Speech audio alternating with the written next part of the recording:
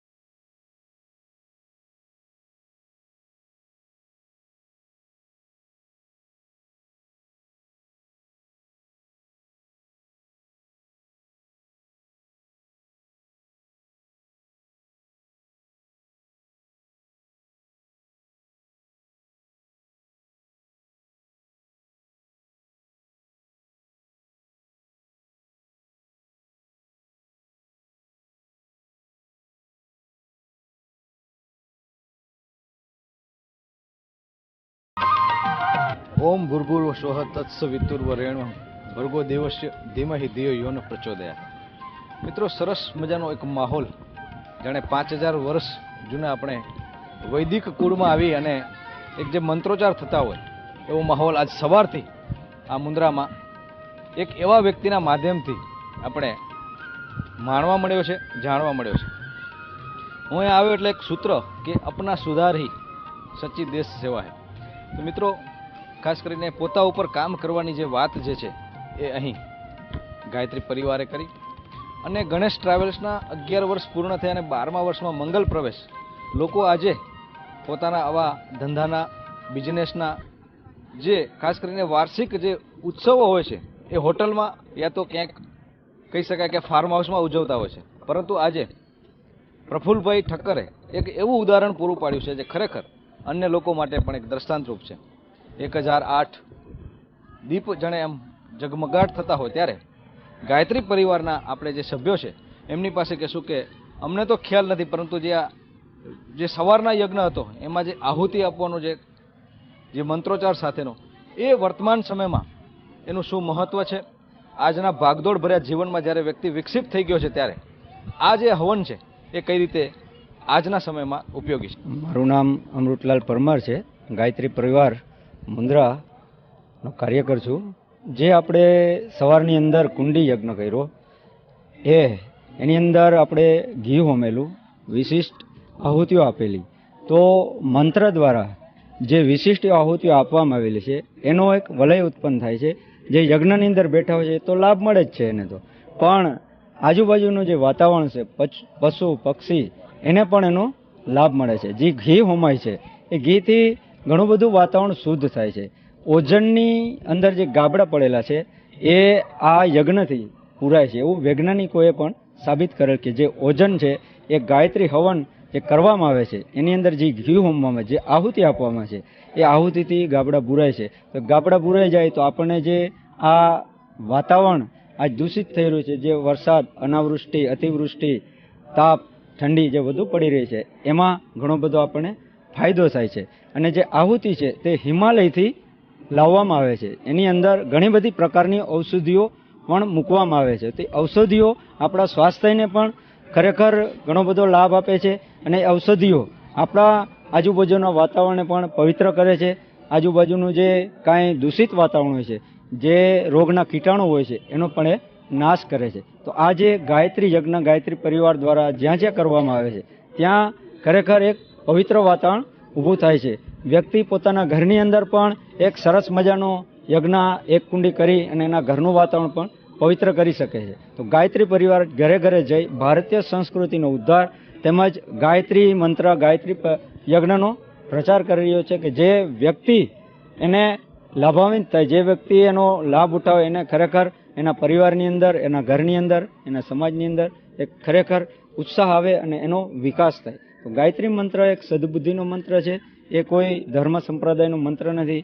એને કોઈ પણ ધર્મ સંપ્રદાયના વ્યક્તિઓ જાપ કરી શકે છે ગાયત્રી મંત્રનો, જેની અંદર 24 શક્તિઓ સમાયેલી છે. એવા ગાયત્રી મંત્રની આપણે સવારે આહુતિ આપેલી છે.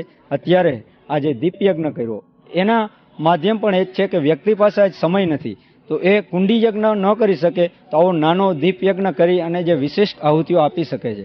તો આ વિશિષ્ટ આહુતિઓ જે અપાણી એ એક મંત્ર વલય ઉત્પન્ન થાય છે અને એ ઘણા બધા સમય સુધી, હજારો વર્ષો સુધી એ લાભાન્વિત કરે છે.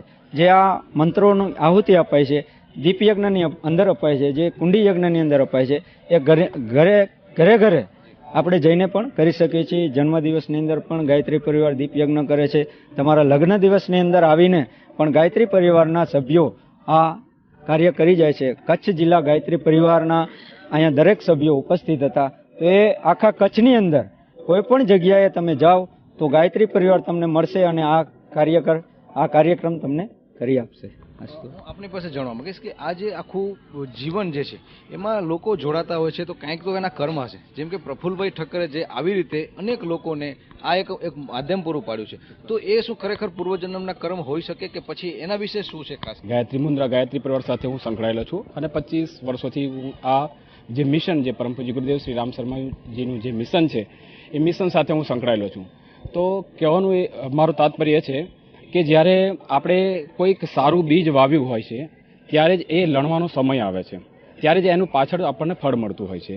તો પૂર્વજન્મની અંદર આપણે કંઈક તો એવું કંઈક કર્યું જ છે જેથી કરીને આ જીવનની અંદર આપણે આવા પ્રણવ પંડ્યાજી, ડૉક્ટર પ્રણવ પંડ્યાજી અને શ્રીરામ શર્મા આચાર્ય જેવા તપોનિષ્ઠ આપણી સાથે આપણો હાથ પકડ્યો છે. તો ખરેખર એક બહુ મોટી વસ્તુ છે. અને આપણે પ્રફુલ્લભાઈની વાત કરીએ કે આ એમના માધ્યમમાં આવ્યું ક્યાંથી, આ દિમાગમાં આવ્યું ક્યાંથી, તો એવું કહેવામાં આવે છે કે જ્યારે ગાયત્રી મંત્ર જ્યારે બોલવામાં આવે છે ત્યારે 1 કિલોમીટર સુધી એનું વાઇબ્રેશન થાય છે.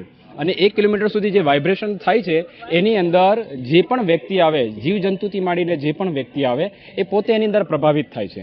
તો બની શકે કે આ વાઇબ્રેશનની અંદર એ પોતે પણ આવ્યા હોય અને એના થકી આજે આપણે જે જોયું છે, આજનું જે માહોલ અહીંયા જે તૈયાર થયો છે એ ખરેખર એક દિવ્ય સત્તાઓ અહીંયા આગળ અમે પોતે અનુભવ કર્યો. કારણ કે જ્યારે અમે આવા યજ્ઞો કરીએ છીએ ત્યારે અમને પોતાને એનો અનુભવ થાય છે અને એવો દિવ્ય અનુભવ થાય છે કે સાક્ષાત પરમાત્મા આપણી સાથે બિરાજમાન છે. કારણ કે આ એક વ્યક્તિનું કામ નથી. જ્યારે આપણે ઘરની અંદર કંઈક નાની વસ્તુ આપણે કંઈક મેળવવું હોય તો આપણે બધાની સહમતિ લેવી પડશે. તો આપ વિચાર કરો કે આજે જે અહીંયા આગળ જે માહોલ થયો એની અંદર આટલી જનસંખ્યામાં શોર્ટ સમયની અંદર 3-4 દિવસ પહેલાંની જ વાત છે કે અમને વાત કરી હતી અને શોર્ટ સમયની અંદર અમે આ જે એમના માધ્યમ દ્વારા જે બન્યું એની અંદર બધાનો સહકાર હતો અને સહકાર હતો ત્યારે જ આ પરિપૂર્ણ. તો એના પાછળ દેવી કૃપા જે છે એ કંઈક ને કંઈક એ દેવી સત્તા કામ કરી રહી હતી. ત્યારે જ આપણે જે આજે દિવ્ય સત્તાના માધ્યમ દ્વારા આપણે બધાને લાભાન્વિત કર્યા અને આજે બીજ જે વવાયું છે આજના દિવસના આજના માધ્યમ દ્વારા એ એમના માધ્યમ દ્વારા વવાયું છે. તો આવનાર સમયની અંદર આનાથી પણ સારા પરિણામો આપણને મુન્દ્રા ગાયત્રી પરિવારના અને અહીંયા આગળ આપણા સિટીની અંદર એ જોવામાં આપણને મળશે. હું આપની પાસે જ જાણવા માંગે કે અત્યારે જે શરત જે થઈ રહ્યું હતું, અમે તો આખો પ્રોગ્રામ જે માણ્યો છે, સામાન્ય રીતે અમે રાજકીય પ્રોગ્રામમાં જોતા હોઈએ છીએ અને કેમેરા ગોઠવીને નીકળી જતા હોય છે, પરંતુ આજે પણ અમે અહીં હાલ્યા નથી, અમે ખુદ અમારો અનુભવ કહીએ. પરંતુ એની અંદર તમે એમ કીધું કે આપણે કંઈક આહુતિ આપવાની છે અને એકાદ વસ્તુ કંઈક છોડવાની છે ને એકાદ મેળવવાની છે. તો એના વિશે થોડો પ્રકાશ પાડો જેથી કરીને દર્શકોને ખ્યાલ હશે. ગાયત્રી પરિવાર ગાંધીધામ અંજારનો મેનેજિંગ ટ્રસ્ટી છું. કચ્છ જિલ્લા ઉપઝોનલ કેન્દ્ર જે છે ગાંધીધામના માધ્યમથી ચાલે છે, એના હું પ્રતિનિધિત્વ કરું છું. હું અને અનુબેન મોટવાણી એ પ્રતિનિધિત્વ કરીએ છીએ. એકચ્યુઅલી જનજાગૃતિના કાર્યો છે મિશન કરી રહ્યો છે. જનજાગૃતિના કાર્યોમાં મેઇન બેઝ છે એ મનુષ્યને છે દેવત્વ તરફ આગળ લઈ જવાની વાત છે. તો મનુષ્ય દેવત્વ તરફ આગળ ક્યારે વધી શકે, એના પાસે શું એવી ક્ષમતાઓ છે કે જેના દ્વારા આગળ વધી શકે? તો એના પાસે ઘણી બધી ક્ષમતાઓ છે પણ એ જાણતો નથી. અને એના પાસે જે એનો જે વીક પોઈન્ટ છે એ એના પાસે ઘણા બધા છે. જેમ કે દારૂ, જુગાર, વ્યભિચાર, વ્યસન, આ બધાથી શું છે ગ્રસ્ત થઈ ગયો છે, ત્રસ્ત થઈ ગયો છે. હવે એનાથી બહાર આવે કેમ, એના માટે છે ને અમારો મિશન એના પાછળ કાર્યમાંથી લાગો છે. એનામાં બેઝ અમારો છે વ્યસન મુક્તિ. વ્યસન મુક્તિ સપ્તસૂત્રી કાર્યક્રમ અંતર્ગત છે. વ્યસન મુક્તિમાં એમાં એવું એટલા માટે યજ્ઞમાં અમે આમ જોડી દેવામાં આવ્યું છે કે યજ્ઞની અંદર મોટાભાગના લોકો ભાવનાશીલ હોય છે. ભાવનાશીલ લોકો પાસેથી ભાવનાઓ દ્વારા એની ભાવનાઓને વિકસિત કરવાની વાત હોય છે. તો અમે શું કરીએ છીએ કે અંશદાન, સમયદાન એવી માંગણી કરતા હોઈએ છીએ. એના કરતાં વિશેષ અમે માંગણી કરવા માટે એટલા માટે એને ઉત્પ્રેરિત કરીએ છીએ કે એ માણસ પ્રેરણાથી એની ભાવનાઓથી જાગૃત બને અને એ પોતાની જે અંદરની દુર્ભાવનાઓ છે એને મુક્ત કરવા પ્રેરિત થાય. એના માટે શું માંગીએ કે બેટા તુમ ક્યાં દે શકતે હો, તું શું આપીશ? તો કે સર હું તો તમને કે તમે કયો આપીએ. હવે એક વખત યજ્ઞ કરવા ગયા હતા, તમને એનું ઉદાહરણ આપું નાનું શુંનું. એક પટેલ કોમ્યુનિટીના ભાઈ હતા, બહુ પૈસાદાર, હું નામ નહીં દઉં. ગાંધીધામની મોટી પાર્ટી, એમણે કુદરતી અમારા પાસે આવ્યા અને સીધો પગે લાગા અને એમણે કીધું કે પંડિતજી આપ ઘર पे आइए और એની મિસી से કીધું કે આપ आइए और मेरे पतिदेव जो है बहुत दारू पीते हैं तो उसको आप छुड़ा दीजिए. हमें कीधु कि भाई ये हमारे काम की बात नहीं है, ये तो भाई संस्कार के आधार पे है. संस्करणम समयकरणम व संस्कार, उसका निर्माण कैसे हुआ है उसके आधार पर होता है. फिर भी आप बोलते हो तो हम आएंगे और परम पूज्य गुरुदेव से, वंदनीय माता जी से, माँ गायत्री से प्रार्थना करेंगे. પછી એમના ઘરે ગયા અમે સર, યજ્ઞ કર્યું તે જ વખતે એણે આ બધા એની મિસિસ બિચારી બધી તૈયારી કરી બેઠી હતી, પણ એના પતિદેવ જે છે એ અંદર ટેસ્ટથી સૂતા હતા. તો યજ્ઞનો જ્યારે આ બધું જોયું એણે, ઉત્સાહ ઉમંગ જાગ્યો એને વિચાર થયો કે આ જોઉં તો ખરો શું છે હકીકત. તો દોડતા એ ભાઈ આવ્યા, આવીને છુપાછુપ ખબર નહીં શું છે, યજ્ઞ ચાલુ હતો શાંતિથી બેસી ગયા અને આહુતિ જોવા માંડ્યા. અને પછી એમને ખબર નહીં શું થયું, જ્યારે દાનની વાત આવી ત્યારે મેં કીધું ભાઈ તમે શું આપી શકશો? એ કે તમને બંગલો જોઈએ છે, તમને ગાડી જોઈએ છે, તમને એ કે મારી ફેક્ટરી જોઈએ છે. મેં કીધું ના, મને જે તારા પાસે જોઈએ છે તું આપી નહીં શક. તારા પાસે વંશ પરંપરાગત તારા પાસે આ જોડાયેલી છે વસ્તુ, પશુજોનીથી કરીને અત્યાર સુધી તું જન્મ ધારણ કર્યો ત્યાં સુધી. તો કે સર શું માગો છો? મેં કીધું કામ, ક્રોધ, લોભ, મોહ, મદ, મત્સર, એનામાંથી તો તારા પાસે મને નથી લાગતું કે કાંઈ બાકી રહ્યું હોય, બધું હશે તારા પાસે. તો એના કરતાં વિશેષ તારા પાસે હું એક વસ્તુ માંગવા માગું છું, દારૂ. તું મને દારૂ આપી શકસ? તો કે હા, શું કામ નહીં. એમ કરીને એ ઊભો થઈ ગયો. ઊભો થઈને અંદર કબાટમાં જઈ એણે 2 બોટલ લઈને મારી સામે મૂકી દીધી કે લ્યો સાહેબ. મેં કીધું ગુડ. એ મેં બોટલ લઈ લીધી સર, અને મેં એને આશીર્વચનમાં એને બોલાવ્યા અને બેસાડ્યા. તત્પશ્ચાત આજ દિવસ સુધી દારૂ પીતા નથી ભાઈ. અને એ દારૂની બોટલ અમે શાંતિકુંજ મોકલી લીધી. એના પહેલાં મેં ટ્રસ્ટીઓ અમારા હતા, એ ભાઈઓ પૂછતા કે યજ્ઞ કરાવી આવ્યા, શું કરી આવ્યા, શું દાનમાં લઈ આવ્યા, શું દક્ષિણામાં લઈ આવ્યા, જસ્ટ બધા પૂછે ને. તો મેં એમને કીધું કે હું આજે એવી વસ્તુ લઈ આવ્યો છું કે જિંદગીમાં કોઈ ન લઈ શકે. તો કે એવી તો એટલે વિચાર કરવા લાગે, કંઈક 10,000 મળ્યા હશે કે 25,000 મળ્યા હશે કે લાખ રૂપિયા મળ્યા હશે કે 5 લાખ મળ્યા હશે, એવી ભાવના હશે. પણ જ્યારે મેં એમના સામે બોટલ મૂકીને એ ઊભા થઈ ગયા, મને કે આ ક્યાં લઈ આવ્યા તમે? તો એકચ્યુઅલી શું છે, આના અંદર એક ભાવના છુપાયેલી છે. યજ્ઞમાં જ્યારે માણસ બેસે છે ત્યારે એની ભાવનાઓ ઉભરતી હોય છે. એ ભાવનાઓનો જે છે વિકસિત કરવાનું કામ મિશન કરે છે. અને એને જે છે એ દુર્ભાવનાઓમાંથી મુક્ત કરાવવાનું, એનામાંથી એની વ્યસનની કોઈ બી એના પાસે હોય, બીડી પીતો હોય, સિગરેટ પીતો હોય, દારૂ હોય, જુગાર રમતો હોય, વ્યભિચાર કરતો હોય, એનામાંથી એને મુક્તિ મળી જાય છે. આ મિશન કામ કરે છે. અમારા જનજાગૃતિના કામ છે ને એ આ છે, વ્યક્તિ નિર્માણ, પરિવાર નિર્માણ અને સમાજ નિર્માણ, અને પછી રાષ્ટ્ર નિર્માણ. વ્યક્તિ નિર્માણમાં તમે જે સૂત્ર કીધું ને હમણાં, એ સૂત્ર પહેલો છે અમારો, સબસે બડી સેવા સંસાર કી જો હૈ અપના સુધાર હૈ. પહેલો જો આપનો સુધાર નથી તો સંસારની કોઈ સેવા નથી કરી શકવાના આપણે. એના માટે અમારો મિશન છે. ગુરુદેવ છે એ પહેલેથી બચપનથી લઈને મોટા થયા ત્યાં સુધી ગુરુદેવના વિચારો જે છે એ આ જ પ્રમાણે રહ્યા છે. અમે જ્યારે શાંતિકુંજ બી જઈએ ને તો સર અમને ગુરુદેવ પહેલું કામ શું સોંપતા એ તમને નવાઈ લાગશે. અમને કહેતા કે બેટા તું काम नहीं कर सकेगा. क्यों नहीं कर सकेंगे? नहीं हम गुरुदेव जाएंगे. क्या करोगे? झाड़ू ले लो, संडास साफ करके आओ, बाथरूम साफ करके आओ, वो आता है तेरे को, बस अब तुम मेरा काम कर सकोगे. આ ગુરુની બહુ સાદગી હતી. અમારે ત્યાં એ ઉતરેલા અંજારની અંદર, હું નાનો હતો બહુ જ, અમારી બાજુમાં લખમસિંહભાઈ ઠક્કર છે, એમને ત્યાં ઉતરેલા હતા ગુરુદેવ સૂતા હતા રાત્રે. મેં એમને અહીંયા હમણાં યજ્ઞમાં બી વાત કરી હતી કે સૂતા હતા ત્યારે અમે એમને સવારના 4 વાગે ગોતવા ગયા કે ખરેખર ગુરુદેવ ખરેખર શું કરી રહ્યા છે, જોઈએ તો ખરા. તો ગુરુદેવ ઉઠીને પાછળ આમ બારે હશે, અમે ગોતવા નીકળ્યા કે ગુરુદેવ ક્યાં, તો પાછળ કપડાં ધોતા હતા. મેં તો ગુરુદેવ આ તમારું કામ છે, અમે બેઠા છીએ, હમકો દે દો. નહીં બેટા, સ્વયં કા કામ સ્વયં કો કરના चाहिए. આ એમની સાદગી હતી. આ સાદગી જ છે ને માણસને ઉત્કૃષ્ટ બનાવે છે, નિષ્કૃષ્ટતાથી છોડાવી દે છે. આ ઉત્કૃષ્ટતાના વિચારો જે છે એ યજ્ઞના માધ્યમથી અમે જન સુધી પહોંચાડીએ છીએ. ગાયત્રી અને યજ્ઞ, આ 2 વસ્તુ લઈને અમે જન સુધી જઈએ છીએ અને વ્યક્તિ નિર્માણનું કામ કરીએ છીએ, પરિવાર નિર્માણનું કામ કરીએ છીએ, અને પરિવારથી સમાજ, સમાજથી રાષ્ટ્ર નિર્માણનું કામ અમે કરીએ છીએ. 2 શબ્દો ખાસ કરીને એમની ખુશીના એ તો સાંભળો આપણે આજે ગમશે, કારણ કે એમના માધ્યમથી લોકો અનેક જે રૂબરૂ આવ્યા હતા એ ટીવીના માધ્યમથી અને સોશિયલ મીડિયાના માધ્યમથી અમને ફોન આવ્યા છે કે મુંબઈ અને ત્યાંથી પણ લોકો, ખાસ કરીને આપણા કચ્છના લોકોએ આ કાર્યક્રમને જોયો છે અને ત્યાંથી ભક્તિના રંગે રહે છે. પ્રફુલભાઈ 2 શબ્દો ખુશીના, તમે કેટલી ખુશી થાય છે આજે? જય જલારામ, જય સ્વામિનારાયણ. ભગવાને દીધું છે મને બધું, કે અને ભગવાનને હું લૌટાવવાની કોશિશ કરું છું.